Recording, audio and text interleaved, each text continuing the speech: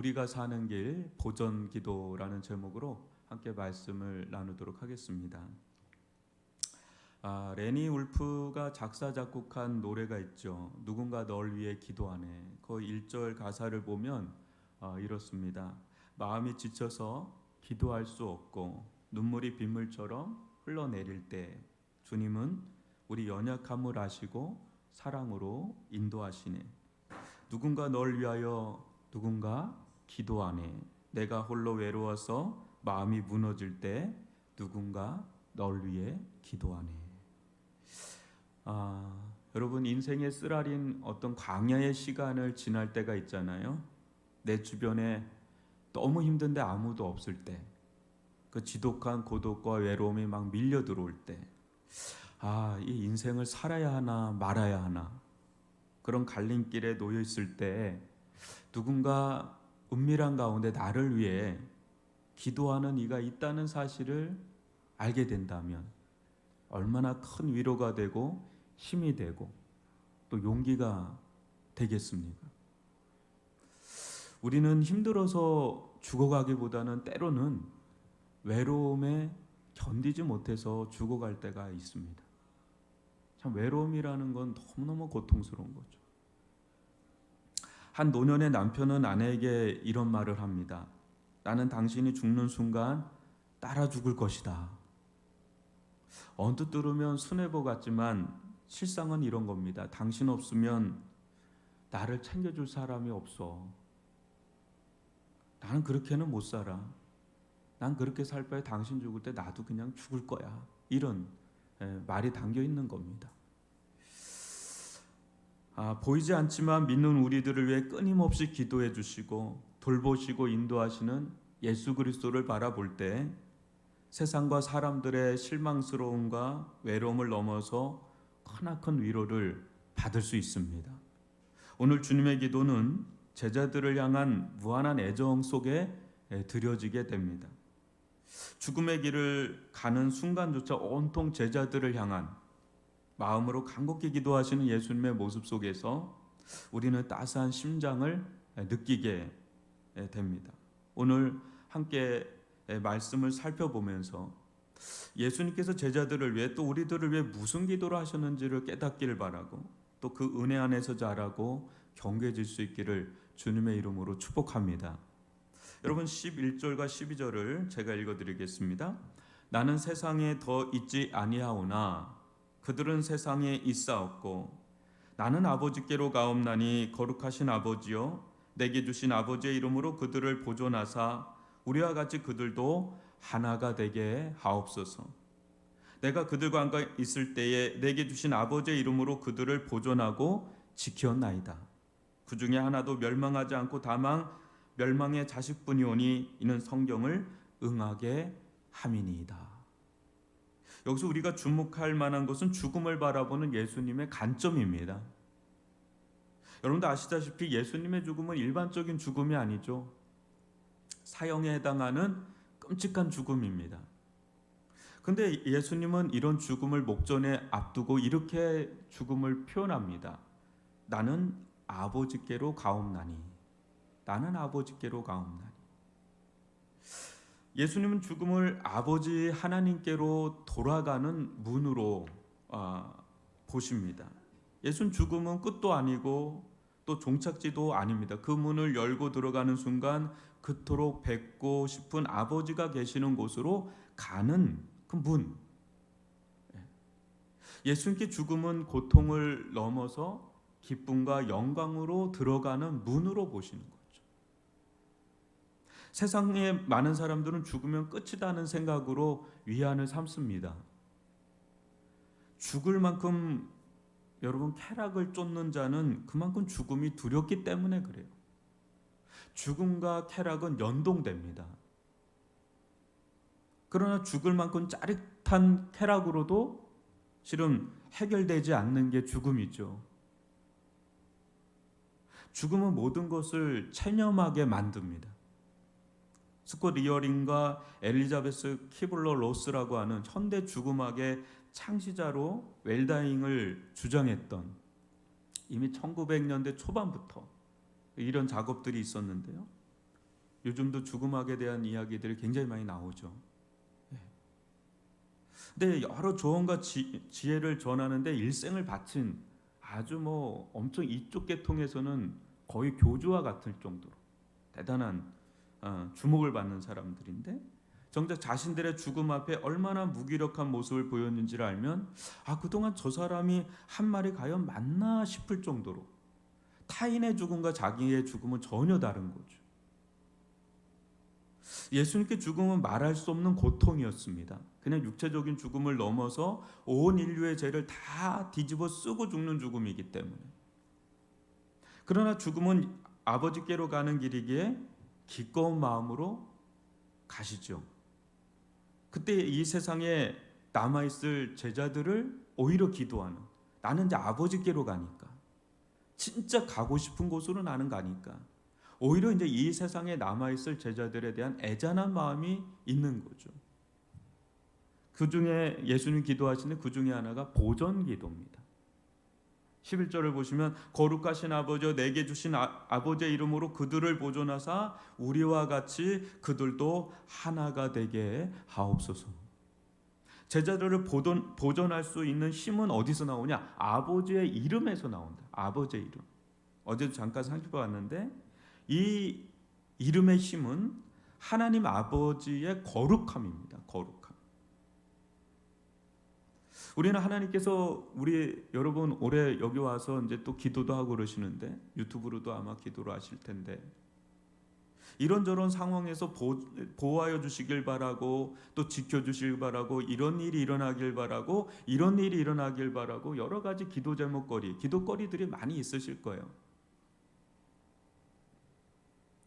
이런 것도 하나님 들어주시죠. 그렇죠? 응답해 주십니다. 그래서 우리는 기도를 하는 거죠. 그렇지만 때로는 우리가 원하는 것과 예수님께서 원하는 것이 다를 때가 있어요. 예수님께서 우리를 위해 하나님 아버지께 간절히 기도하는 그 기도 제목 중에 하나는 보전이에요. 보전. 우리가 하나님과 같이 거룩해지기를, 그걸 보존해달라. 거룩을 보존해달라. 이 거룩에서 실패하지 않고 보존될 수 있기를 기도해 주는 거죠. 여러분, 우리 주님께서 시몬 베드로를 위해서 얼마나 간절히 기도했는지를 아실 겁니다. 그를 거룩에서 실패하지 않도록. 근데 넘어지지만 가룟 유다와 다르게 그는 다시금 그 실패의 자리에서 회복합니다. 일어납니다. 예수님께서 그를 위해 정말 간절히 기도하셨거든요. 이게 실패 자리에서 일어나는 거죠. 여러분, 거룩할 때만이 하나님과 연합의 은혜를 누릴 수가 있어요. 하나님과 하나됨의 은혜, 하나님과의 연합의 기쁨을 누릴 수가 있다. 거룩할 때만이 서로를 사랑하고 섬길 수가 있다는 거죠. 이 주제는 요한복음 17장에 내내 나오는 주제가 돼버립니다. 앞으로 거룩에서 실패하면 모든 관계가 다 깨지고 말죠. 우리 주님은 믿는 자 한 사람 한 사람을 위해서 교회로 해서 지금도 거룩에서 넘어지지 않도록, 보존되도록, 실패하지 않도록, 회복하도록 기도하고 계세요. 끊임없이 기도하고 계시는 거죠. 어제도 살펴봤던 히브리서 7장 25절 보면 그러므로 자기를 힘입어 하나님께 나아가는 자들을 온전하게 구원하실 수 있으니 이는 그가 항상 살아계셔서 그들을 위하여 간구하십니다. 여러분, 우리는 예수님을 믿으면 한 번 구원을 영원한 구원이라는 걸 알죠, 그죠?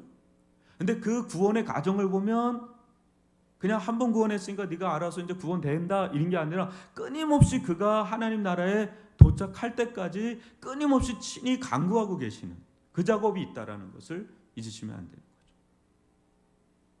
예수는 이 세상에 있을 때는 자신이 제자들을 이 거룩하도록 보존하여 지켰지만 예수님께 감싸 주셨잖아요. 이 세상을 지금 떠나야 하는 마당에는 이제 이후에는 누가 이 제자들을, 남아있는 이 제자들을 지켜줄 수 있는가? 아버지 하나님이시다. 그래서 지금 기도하고 있는 거예요. 아버지 하나님께서 지켜주셔야 된다. 성령을 보내주셔서. 그리고 나서도 우리 주님은 그냥 수수방관하듯이 하나님 보좌 우편에서 그냥 지켜보는 방관자가 아니라 지금도 끊임없이 교회를 향해서 성도들 믿는 사람 한 사람 한 사람을 향해서 지금 중보하며 기도하고 있다는 것. 삼위 하나님께서 계속해서 우리를 지켜주시고 보존하시고 거룩에서 실패하지 않고 끝까지 구원에 이를 수 있도록 기도의 역사에 가신다는 것을 이 대목에서 볼 수가 있죠. 이 예수님께서 계시기 때문에 여전히 우리에게 중보자가 되셔서 하나님과 이어지게 하고 있기 때문에 우리는 이렇게 믿음 안에서 붙어있는 삶을 살 수 있는 것이다. 이것이 우리가 예수님께 영광을 돌리고 하나님께 영광을 돌리는 제목이 되는 것이죠. 그러면서 이 기도를 하는 이유를 말씀하시는데요. 13절입니다. 지금 내가 아버지께로 가오니 내가 세상에서 이 말을 하옵는 것은 뭐라 그럽니까? 그들로 내 기쁨을 그들 안에 충만하게 가지게 하려 함이니이다. 여러분, 저는 솔직히 예수님을 믿기 전에 교회 다니는 사람들을 가장 재미없는 사람으로 여겼던 사람입니다. 저 사람들은 무슨 재미로 살까? 그런 생각을 정말 많이 했거든요. 예수님의 인생을 보면 여러분들은 또 그렇게 생각할 겁니다. 예수님 여러분 어떤 것 같으세요? 예수님의 인생을 보면 재미가 있었을 것 같으세요? 아니면 무슨 기쁨이 있었을까? 이렇게 생각이 좀 드십니까? 워낙 고난의 주라고 하니까 기쁨의 주라는 예수님이 이렇게 확 다가오지 않을 수도 있거든요. 그러나 여러분, 예수님은 죄가 전혀 없는 분이시잖아요. 하나님과 온전한 하나, 연합을 이루고 있으시잖아요. 그때 하나님과 깊은 친밀함에서 오는 사랑의 기쁨으로 충만했습니다. 사랑의 기쁨으로. 얼마 전에 그 하버드 석학 교수가 있어요. 80 몇 년 동안 인간의 행복을 연구를 했어요. 근데 미국이 굉장히 독하더라고요. 죽으면 또 다른 교수를 세워서 또 연구하고, 그 사람이 죽으면 또 다른 교수를 세워서 그 연구 프로젝트를 계속 진행하더라고요. 80 몇 년간. 결론이 얼마 전에 났더라고요. 80 몇 년간. 인간의 궁극적인 행복은 관계에서 온대요. 그러니까 어느 정도 일정한 부의 수준이 넘어가고 일의 수준이 넘어가면 더 이상의 그게 만족을 주지를 못한대요. 결국 노년에 최고의 만족을 주는 것은 관계에 있다 그러더라고요. 행복한 관계. 일반적인 세상의 사람들이 하는 이야기입니다. 근데 그걸 제가 이렇게 보면서 그래, 관계구나. 여러분, 아무리 부자라도 관계가 틀어지잖아요. 행복이 없어요. 기쁨이 없어요. 근데 최고의 관계가 누구겠어요? 하나님과의 그 친밀한 관계 안에 있을 때 예수님은 이 세상에서 말할 수 없는 기쁨을 누리신 거죠. 그러니까 이런 사랑의 기쁨이 충만하시니까 가난도 이길 수 있는 거죠. 모욕도, 배신도, 심지어는 십자가의 죽음도 넉넉히 이길 수 있었던 그 힘의 원천은 고욕이 아니에요. 기쁨으로 그걸 이겨버린 거죠. 기쁨으로. 기독교는 비움이 아닙니다. 기독교는 체험이에요. 기독교는 결핍이 아니라 충만이에요. 그게 너무 채워지니까 비워낼 수 있는 겁니다. 채우는 게 안에 없는데 어떻게 우리가 비워낼 수 있어요? 있으니까 비워낼 수 있는 거죠. 충만하니까 나눌 수가 있는 거예요. 이게 기독교예요. 불교하고 좀 다른 거죠. 근데 말할 수 없는 이 사랑의 기쁨이 무엇을 통해서 들어오냐면 거룩을 통해서 확보가 되는 거예요. 여러분, 한번 죄를 지어 보십시오. 그래도 죄 지면 안 되고 한번 죄를 지어 보십시오. 한순간에 은혜의 기쁨이 잃어버릴 거예요.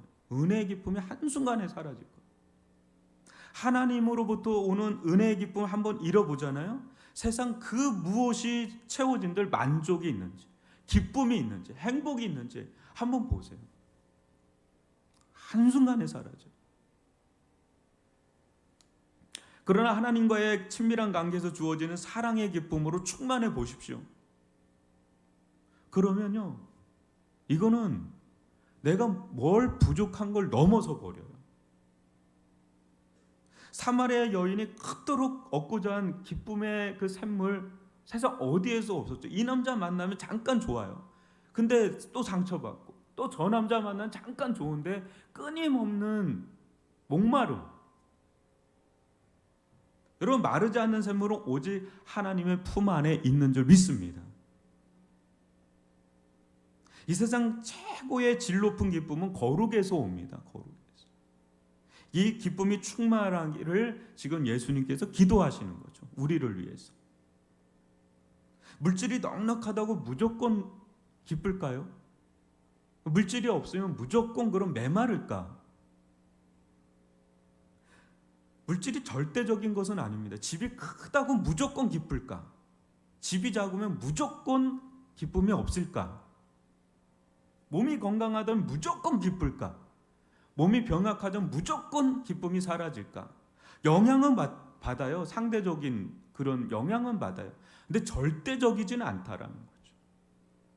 그러면 모든 어느 레벨에 있는 사람은 무조건 행복해야 되는 게 맞는 거죠. 근데 그렇지 않다는 거 우리는 알지 않습니까? 하나님과의 관계에서 오는 사랑의 친밀한 기쁨은 절대적이에요. 그러나 다른 것으로는 대체 불가죠. 이 은혜가 가장 큰 축복이기 때문에 예수님은 가장 좋은 것을 주시기 위해서 그것을 위해서 기도를 해주시는, 예수는 우리가 세상과 구별된 거룩에서 오는 기쁨이 충만하기를 지금 기도하고 계시는 거죠. 여러분, 우리는 다른 것에서 기쁨을 얻는 것, 물론 우리들의 삶 속에서 소소한 기쁨들이 있어요. 그러나 하나님과의 관계에서 오는 그 거룩의 기쁨, 그것이 우리의 기도 제목이 돼서 그걸 추구하는 그런 성도들이 되시기를 주님의 이름으로 축복합니다. 예수는 우리가 왜 이런 기쁨을 추구해야 하는지 그 이유를 또 밝히면서 동시에 이를 방해하는 세력에 대해서도 말씀하시는데, 한번 14절로 16절을 보십시오. 내가 아버지의 말씀을 그들에게 주었사오매 세상이 그들을 미워하여 싸우니 이는 내가 세상에 속하지 아니한 같이 그들도 세상에 속하지 아니함으로 인함이니이다. 내가 비옵는 것은 그들을 세상에서 데려가시기를 위함이 아니요 다만 악에 빠지지 않게 보존하시기를 위함이니이다. 내가 세상에 속하지 아니한 같이 그들도 세상에 속하지 아니하여 싸움나이다. 사랑하는 성도 여러분, 제자들은 어떤 자들입니까? 교회는, 우리들은 어떤 자들입니까? 제자들이나 우리들이나 똑같이 세상에서 태어났고 세상에서 자랐고 세상에서 살아가죠. 그러나 어느 날 어느 순간 이 복음이 이 제자들 가운데, 예수님이 제자들 가운데 또 우리들 가운데 찾아오신 거예요. 그때 제자들도 그렇고 우리들도 이제 소속이 달라진 거죠. 이제 더 이상 우리는 세상에 속한 자가 아니게 되었습니다. 세상과는 이제 결별 선언을 하고 하나님과 이제 하나가 된 거죠. 예수님과 이제 하나가 된 거죠. 하나님께 속한 자, 진리에 속한 자, 이제 다른 곳에 이제 속한 자가 된 거죠. 세상에 속했던 자가 이제 진리에 속한 자가 되고 예수께 속한 자가 되고 하나님께 속한 자가 되는. 이때 자연스럽게 일어나는 일이 있죠. 세상이 우리를 미워합니다. 알 수 없이 미워해요. 근데 뚜렷하게 뭐가 싫어서 미워한 게 아니라 그냥 너 싫어 이래요. 그냥. 여러분, 세상으로부터 우리가 이렇게 미움을 받게 되면 상대적으로 구걸하게 됩니다. 좀 나 좀 사랑해 달라고. 절대 사랑을 구걸하지 마세요. 사랑을 구걸한다 한들 그게 될 수가 없습니다. 세상은 사랑의 어떤 구걸의 대상이 아니라 섬김의 대상이 되어버립니다. 우리가 예수님께 속하는 순간 그래요. 세상은 악한 자, 사탄이 지배하는 영역에 속한 자들이에요. 사탄에게 속한 자들이 하나님께 속한 자들을 사랑한다? 사랑할 수 있다? 그거는 사탄이 하나님을 사랑하는 것처럼 어려운 일이에요. 불가능한 일입니다. 이제 완전히 이제 달라진 거예요. 결별 선언을 한 거죠. 그래서 여러분들이 아무리 사랑을 해서 죄송하지만 믿지 않는 배우자를 만나죠. 그건 사랑했기 때문에 결혼하는 거잖아요. 근데 사랑할 수 없습니다, 서로. 어느 순간부터 어느 영역 때부터는 사랑할 수 없게 됩니다. 왜? 세상에 속한 자와 하나님께 속한 자, 마귀에게 속한 자와 하나님께 속한 자는 어느 지점에서부터는 절대 사랑할 수 없는 영적인 영역에서는 이제 충돌이 일어나게 될 수밖에 없어요. 이제 이거를 좀 이해를 하셔. 아, 내가 하나님께 속한 자구나. 이건 이제 아셔야 돼요. 그러면 어떻게 돼요? 이제 섬김의 대상으로 가야지. 사랑의 구걸의 대상으로 가면 굉장히 상처받아요. 아, 이 사람은 내가 섬김의 대상으로 섬겨야 되겠구나. 이렇게 봐야 돼요. 하나님의 말씀을 전할 때 여러 부류들이 나오죠. 하나님의 말씀을 막 달게 받는 사람, 그 말씀 앞에서 울기도 하고 웃기도 하고 막 가슴을 치며 회개도 하고 다짐도 하고 결단도 하고 막 이런 이들이 있는 반면에 또 어떤 사람들은 한 귀로 듣고 한 귀로 흘려보내는 사람이 있어요. 그럼 어떤 자들은 말씀 위에 서서 바리새인들처럼 판단하고 정죄하는 막 그런 막 이들도 있어요. 이런 이들 중에 어떤 이들은 이제 극도로 가는 사람이 있어요. 말씀을 전할 때 막 너무너무 싫은 거예요. 막 저 말씀을 전하는 사람 너무너무 싫은 거예요. 막 이가 갈리는 거예요. 어느 때는 막 죽이고 싶고요. 미국에서는 권총으로 쏴가지고 여기에 방탄 유리를 하고 있다 그러잖아요. 막 죽이고 싶은 거예요. 그 속에서 사탄이 막 역사를 하는 거죠. 그 속에 악이, 제악이 막 역사를 하는 거예요. 어느 때는 그게 막 드러날 때가 가장 극심해요. 막 미칠 것 같아서 막 뛰쳐나가고 싶고 막 그래요.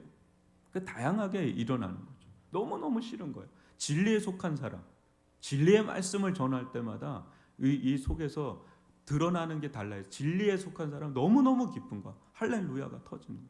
속이 다 시원하고 막 거기서 막 통해가 일어나고 회복이 일어나고 똑같은 자리에 있는데 어떤 사람은 막 우거지상 쓰고 있고 막 그냥 고개 푹 숙이고 있고 언제 끝나나 하고 나갈 생각하고 있고 그건 좀 양반이죠. 어떤 사람은 막 눈을 째려봅니다.